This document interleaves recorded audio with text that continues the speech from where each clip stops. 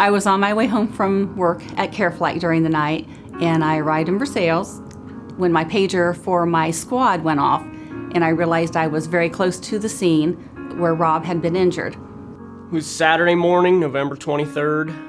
I was doing the feeding just like I do on every day, 7 days a week, 365 days a year.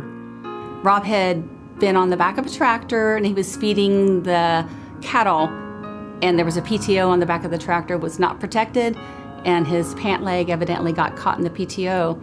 What we think happened is the zipper was torn off of the Carhartt pants leg a little bit, and that zipper, as I brushed my leg by the turning shaft, that zipper wrapped around the shaft of the piece of equipment, and I felt it start to tug on my leg, and at that point I just grabbed onto the side of the mixer, hoping it would tear my pants or whatever. It ended up basically completely ripping the bottom half of my leg off. I closed my eyes and my whole life flashed before me. And I knew at that point I had a choice of either lay there and probably bleed to death or get up and go get some help. Rob was strong enough to be able to crawl or hobble over to the other side of the barn where his son was in a truck. So he helped me call 911, and I was laying on the ground, and he goes, "Dad, you want me to go to the house and get some help?" He's 9 years old.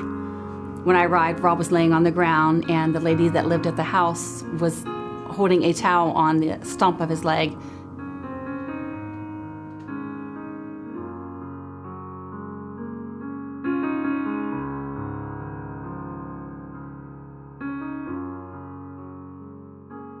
They put me in rescue squad, and CareFlight met us at Sydney Hospital.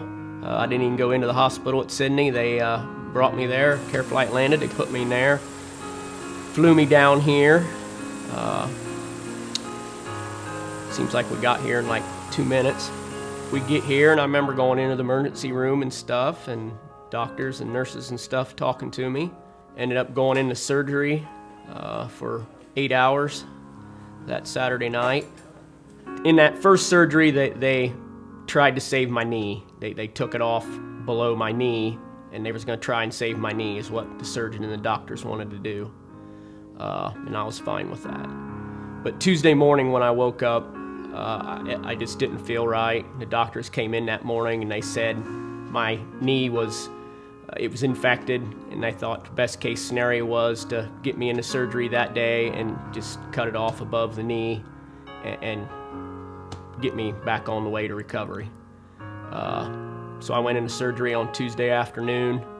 It was like an hour surgery, and when I got out of there, it was like it was night and day difference. It was like I was a new man.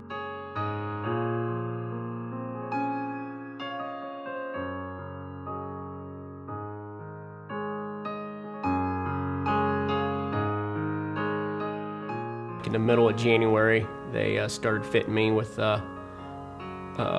prosthesis and stuff, and started doing some rehab with that. And here I am, 9 months out. Everything's going pretty good. I have no complaints.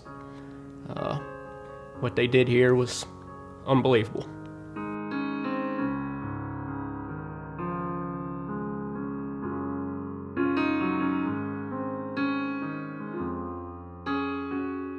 My grandpa taught me when I was young that he was in the military and was prisoner of war, and he always told me that pain don't hurt. He goes, you can talk, your mind is so strong, you can talk your mind into or out of almost anything. And he goes, you can do anything if you put your mind to it. And I've just always remembered that. And as tough as this was at times, I just told myself from the beginning that I'm going to get through this and I'm going to go back to doing everything I was doing before. It's either a little bit slower or there's an adjustment or you know, I got to do things a little bit different than what I used to, but I can do 99% of what I used to do. I was that close a couple different times throughout that, and I'm just so thankful I'm here to slow down and enjoy life a little bit, and that you know, don't give up. Don't ever give up.